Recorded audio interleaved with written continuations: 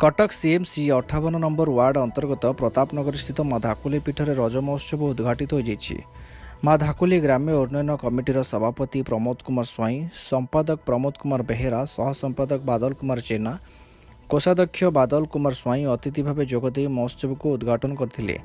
प्रतापनगरी ग्रामवासी पक्षर आयोजित यह उत्सव में बटवृक्षगुड़िकर 20 रु अधिक लगी दोली को पूजा कर झील दोली खेलने दिया। ଏହି ଅବସରରେ ପିଲାମାନଙ୍କ ମଧ୍ୟରେ ଚିତ୍ରାଙ୍କନ, ଝୋଟି ଓ ମ୍ୟୁଜିକ୍ ଚେୟାର ପ୍ରତିଯୋଗିତା ଅନୁଷ୍ଠିତ ହୋଇଥିଲା। ପ୍ରତାପନଗରୀ ସମେତ ଆଖପାଖ ଅଞ୍ଚଳର ଅନେକ ଯୁବତୀ, ମହିଳା ଓ କୁନି ଝିଅମାନେ ମହୋତ୍ସବରେ ଯୋଗ ଦେବା ସହ ବିଭିନ୍ନ ପ୍ରତିଯୋଗିତାରେ ଅଂଶଗ୍ରହଣ କରି ପୁରସ୍କୃତ ହୋଇଛନ୍ତି। ଅରୁଣ ରାଉତ, ରଞ୍ଜିତ ସ୍ୱାଇଁ, ସୁଜନ ବେହେରା, ସୁରେଶ ରାଉତ, ରୋହିତ ସ୍ୱାଇଁ, ବିଭୂତି ବେହେରା, ମରୁତ ସ୍ୱାଇଁ ପ୍ରମୁଖ ସମ୍ମାନିତ ଅତିଥି ଭାବରେ ଯୋଗ ଦେଇଥିଲେ। ବିକ୍ରମ ରାଉତ, ସୋମନାଥ ଜେନା, ବିକାଶ ବେହେରା, ଶ୍ରୀଧର ଦାସ, ସତ୍ୟଜିତ ସ୍ୱାଇଁ, मुना जेना, प्रियव्रत जेना, अनिल स्वाई, शिबुन सेनापति, सत्यव्रत जेना, लिंकन स्वाई, नरेंद्र राउत।